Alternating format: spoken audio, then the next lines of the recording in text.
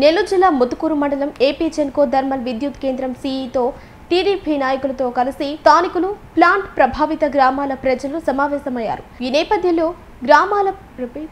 నేపథ్యంలో plant main gate వద్దకు వచ్చిన టీడీపీ నాయకులను ఎస్పీఎఫ్ సిబ్బంది అడ్డుకున్నారు. ఎక్కువ మందిని లోపలికి పంపేందుకు వీలు కాదని, పరిమితి సంఖ్యలో వెళ్లాలని వారు సూచించారు. చుట్టుపక్కల గ్రామాల ప్రజలు వాళ్ళ నాయకులు మా ప్లాంట్కి వచ్చి వారి సమస్యలు విన్నవించారు. ముఖ్యంగా కాలుష్య సమస్య ఒకటి, ఉద్యోగాల సమస్య ఒకటి, రెండోది ఆల్రెడీ సీఎల్స్గా ఉన్న వాళ్ళు పర్మనెంట్ చేయడం సమస్య ఒకటి, తర్వాత భూ నిర్వాసితులకి ఆరో ప్యాకేజ్ కింద ఈ మార్చడం గురించి ఒకటి, ఎస్సీ/ఎస్టీ కాలనీ నేల్టోర్ village R and R colony rehabilitation work గురించి, వీటి గురించి చాలా ఈ రిప్రజెంటేషన్ చేశారు. కొన్ని లోకల్గా చేయగలిగితే మనం చేస్తాం. దానికి ఈ నాయకులు మిగిలిన కొన్ని సమస్యలు మా మేనేజ్మెంట్ వారు అప్రూవల్ చేయాల్సి ఉంటుంది. ఆ మేనేజ్మెంట్ మేము రిప్రజెంట్ చేస్తాం. అలాగే లోకల్ నాయకులు కూడా వాళ్ళ ప్రయత్నం వారు చేయాలని చెప్పి కోరుకుంటున్నాము. మేము కొన్ని చర్యలు తీసుకుంటున్నాము. ఆల్రెడీ యాష్ పాండ్లో వాటరింగ్ స్ప్రే చేస్తున్నాం. దాన్ని ఇంకా రేంజ్ పెంచి కొత్త ఎక్విప్మెంట్ ద్వారా పొల్యూషన్ లేకుండా చేయాలని చెప్పేసి మేము ప్రయత్నం చేస్తున్నాం. అది కూడా త్వరలోనే ఒక 20 రోజుల్లోనే స్టార్ట్ చేయడం జరుగుతుంది. సో చుట్టుపక్కల గ్రామాలకి ఎటువంటి పొల్యూషన్ లేకుండా, ఈ యాషన్లో బురద వల్ల ఎటువంటి సమస్య లేకుండా చేయాలని చెప్పి మేము ఆరో ప్లాంట్కు మెయింటెనెన్స్ గురించి కూడా సిఎస్ఆర్ ఫండ్స్ తెప్పించేసి అది కూడా మా మేనేజ్మెంట్ ద్వారా మేము శాంక్షన్ చేసుకొని వాళ్ళకి సహాయం చేయాలని చెప్పి మేము ఈ విధంగా చెప్పదలుచున్నాం. మిగిలిన సమస్యలని చిన్న చిన్న సమస్యలు అవి కొన్ని మనం ఈ టెండరింగ్ సమస్య ఇటువంటివన్నీ రూల్స్ ప్రకారం చేయాల్సి ఉంటుంది. దాన్ని ఎటువంటి రూల్స్ అతిక్రమం చేయడానికి ఉండదు. సో మిగిలిన సమస్యలని చాలా వరకు లోకల్గా చేయాల్సి చేయగలం. సార్, ప్రధానంగా ఇక్కడ పనిచేస్తున్నారు ఉద్యోగులు, ఇంజనీర్లు కూడా చేస్తున్నారు. దాని మీద మీరు ఏమైనా యాక్షన్ తీసుకుంటారు? ఉద్యోగులు ఎటువంటి వ్యాపారం చేయడానికి లేదు, రూల్స్ ఇస్తా ఉన్నారు ఎవిడెన్స్ చూస్తే వాటి మీద యాక్షన్ తీసుకుంటారు తప్పకుండా. ఎందుకంటే ఉద్యోగులు వ్యాపారం చేయడానికి ఎటువంటి అధికారం లేదు, వాళ్ళకు రూల్స్ ఒప్పుకో. ఉద్యోగులు కంపల్సరీ ఉద్యోగం చేసుకోవాల్సిందే, వ్యాపారం చేసుకోవాల్సిందే. ఉద్యోగులు వ్యాపారం చేయడానికి రూల్స్ ఒప్పుకో. ఇది గవర్నమెంట్ సర్వెంట్, ఇది గవర్నమెంట్ సంస్థ. ఇందులో ఎటువంటి ఏమన్నా ఎవిడెన్స్ ఉంటే వాళ్ళ మీద యాక్షన్ తీసుకోవడం జరుగుతుంది. సీఎల్స్ ని ఇంజనీర్లు ఇళ్ల దగ్గర కొంత పనులు చేయించుకున్నారు కూడా చెప్పారు. దృష్టికి వచ్చింది, నా దృష్టికి రాలేదు. ఏమైనా రిప్రజెంటేషన్ ఉంటే వాటిని కూడా యాక్షన్. ఇప్పుడు ఈ మీటింగ్ లో అదే చెప్పారు సార్, వాళ్ళు చెప్పారు, అది కూడా యాక్షన్ తీసుకుంటాం. అటువంటి ఏమంటే వాళ్ళని ఆఫీస్ని పనిచేసి చేస్తాం. అటువంటి ఇళ్ళ దగ్గర చేయకుండా యాక్షన్ తీసుకుంటాం. ఈరోజు దామోదర సంజయ్ డెమోన్స్ట్రేషన్ ఇక్కడికి చుట్టుపక్కల గ్రామాల ప్రజలు, వాళ్ళ నాయకులు వారి సమస్యల గురించి విన్నవించడానికి వచ్చారు. వారి రిప్రజెంటేషన్ తీసుకోవడం జరిగింది. లోకల్గా ఇక్కడ మా వరకు చీఫ్ ఇంజనీర్ పరిధిలో ఎంతవరకు వారికి న్యాయం చేయాలనో వాటి వరకు సమస్య పరిష్కారానికి గౌరవం చేస్తాం. అలాగే మిగిలిన సమస్యలు ఏమనుకుంటే మా హెడ్ క్వార్టర్స్ మేనేజ్మెంట్కి అప్పీల్ చేసేసి వారి ద్వారా మేనేజ్మెంట్ ద్వారా వారి సమస్యల పరిష్కారం కనుక్కోవడానికి మేము ప్రయత్నం చేస్తాము. దాదాపు వాళ్ళు నాయకులు 200 మంది దాకా వచ్చారు. ఆ రావడంలో కొంతమంది ఏమైనా తోపులాట జరిగి ఉండొచ్చు. నేను యూనిట్ 3 ఎమర్జెన్సీలో ఉన్నాను. ఆ టైంకి నాకు వారి గురించి వచ్చినట్టు తెలిసిన విషయం. తెలిసిన వెంటనే ఇక్కడికి వచ్చాను. కాన్ఫరెన్స్ హాల్లో ఈ సమావేశం జరిగింది. ఇవాళ ఈ సమావేశంలో వాళ్ళు కూడా వాళ్ళ సిఎస్ఆర్ యాక్టివిటీ గురించి వాటి గురించి అడిగారు. అవి కూడా మేనేజ్మెంట్ తీసుకెళ్ళి తప్పకుండా పరిష్కారం చేయడానికి మేము ప్రయత్నం చేస్తాము. అందుకని ఈరోజు ఏమైనా చిన్న మైండ్ల సంఘటన జరిగి ఉంటే, ఆ తోపులాటలో ఏమైనా జరిగి ఉంటే జరిగి ఉండొచ్చు.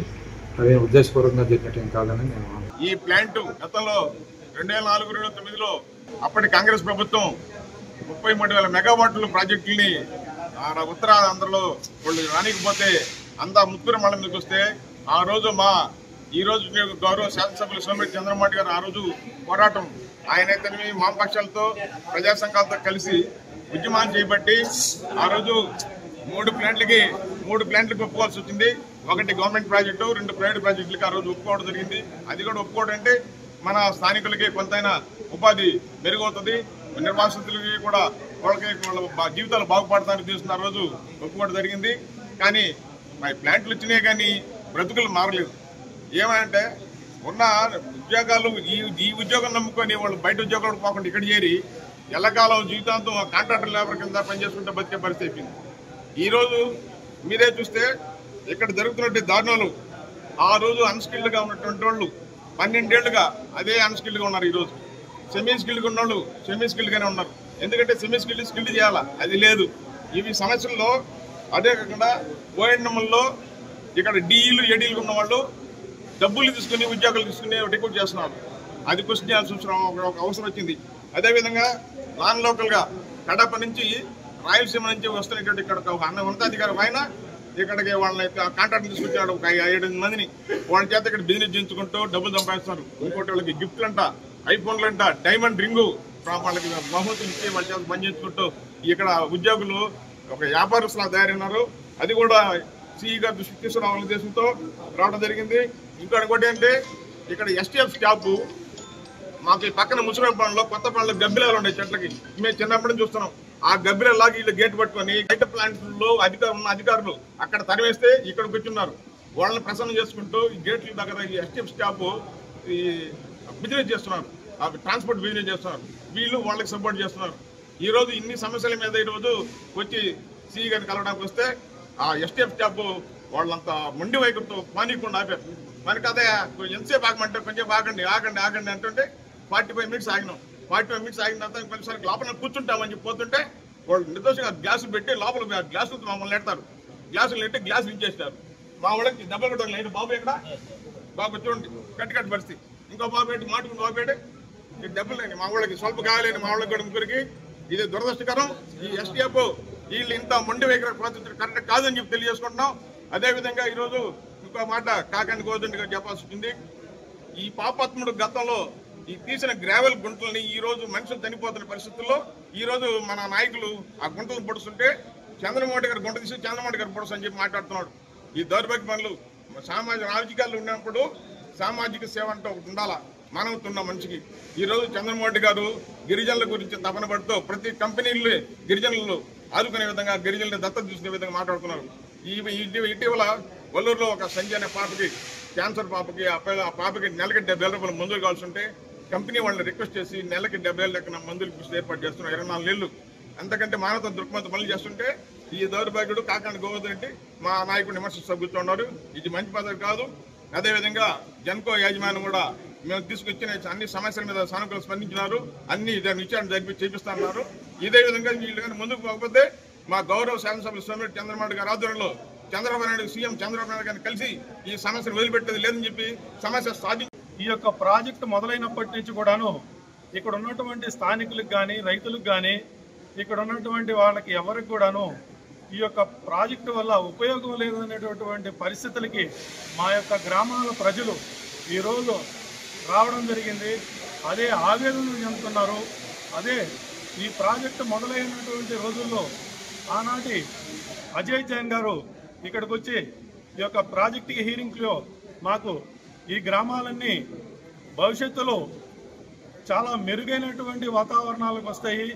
ప్రతి ఒక్కరూ కూడా జీవితాలు మారి రైతులుగా ఉన్న మీరు పారిశ్రామికవేత్తలుగా అయ్యి మీ ఇంటికి ప్రతి ఒక్కరికి కూడా ఉద్యోగం వస్తుంది, అందరూ కూడా లక్షణంగా ఉంటారనేటటువంటి మభ్య మాటలు ఆ రోజు చెప్పడం జరిగింది.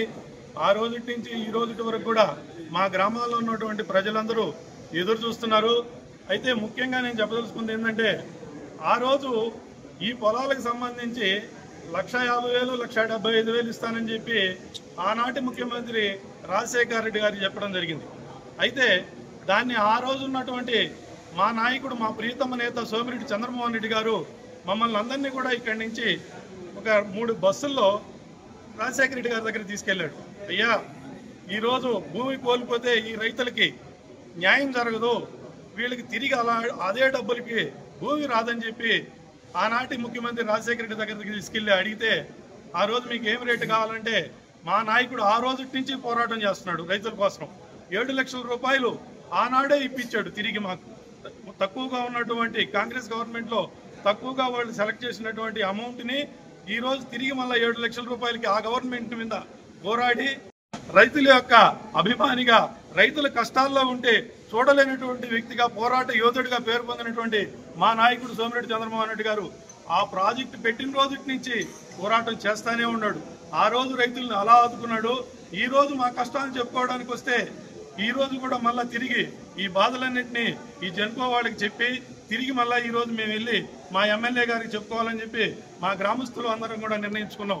ఇక్కడ జరిగినటువంటి మాకు కావాల్సినటువంటి డిమాండ్లన్నింటినీ కూడా మా అధ్యక్షుడు మల్లి యాదవ్ గారు చెప్పినట్లు ప్రతి ఒక్క డిమాండ్ని మా యొక్క ఎమ్మెల్యే గారి దగ్గరికి తీసుకెళ్లి మాకున్న సమస్యలన్నింటినీ ఆయన చెప్పి ఆయన ద్వారా మా యొక్క ముఖ్యమంత్రి గారి దగ్గరికి విన్నవించుకొని ఈ యొక్క జిల్లా కలెక్టర్కి తెలియజేసుకొని మా కష్టాలని మా బాధల్ని తీర్చమని చెప్పి మేము వేడుకుంటున్నాం. ఇకనైనా మారమంటున్నాం. ఈ యొక్క జెన్కో యాజమాన్యాన్ని ఈ యొక్క ఒంటెత్తు పోకడికి పోకుండా ప్రజల యొక్క ప్రాణాలను కాపాడాల్సినటువంటి బాధ్యత మీ మీద ఉంది. వీళ్ళని దయచూసి మాకు న్యాయం చేయండి అని చెప్పి మేము వీళ్ళని ఈరోజు ప్రాధేయపడడం జరిగింది. ఇకనైనా వీళ్ళ యొక్క మనసులు కరిగి మమ్మల్ని కూడా మనుషులుగా చూసి నేటి నుంచన్నా మాకు ఇక్కడ ఉద్యోగ అవకాశాలు పర్మనెంట్ చేయాల్సినటువంటి 302 ఉద్యోగాలు దరిదాపు 12-13 సంవత్సరాల నుంచి మూలన పెట్టున్నారు. ఎవరికి చెప్పుకోవాలయా మా బాధని ఇదే. అదే కడపకు సంబంధించినటువంటి 39 మంది ఉద్యోగస్తులుంటే ఆనాడు జగన్మోహన్ రెడ్డి వాళ్ళకి పర్మనెంట్ చేసి ఇక్కడి నుంచి వేరే ప్లాంట్లకు పంపించడం జరిగింది. కానీ మాకు లోకల్గా ఉన్నటువంటి నాయకులకి ఆనాటి వైఎస్ఆర్సీపీ ప్రభుత్వం ఏమి పని చేయకుండా లోకల్గా ఉన్నటువంటి వాళ్ళని ఆ రోజు ఉన్నటువంటి ఎమ్మెల్యే కాకాణి గోవర్ధన్ రెడ్డి అణిచివేయడం జరిగింది. దీన్ని మేము ఈరోజు మా ఎమ్మెల్యే ద్వారా మనస్ఫూర్తిగా గట్టిగా చెప్తున్నాం. మా యొక్క గ్రామాల్లో ఉన్నటువంటి ఇక్కడ పనిచేస్తున్న వాళ్ళందరికీ కూడా ఉద్యోగావకాశాలు కల్పిస్తూ తిరిగి మళ్ళీ పర్మనెంట్ చేయని చెప్పి మా ఎమ్మెల్యే గారికి చెప్పుకుంటామని మాకు పని చేసి పెడతాడనేటువంటి విశ్వాసంతో కూడా మేము ముందుకు వెళ్తామని చెప్పి మీకు తెలియజేసుకుంటాం.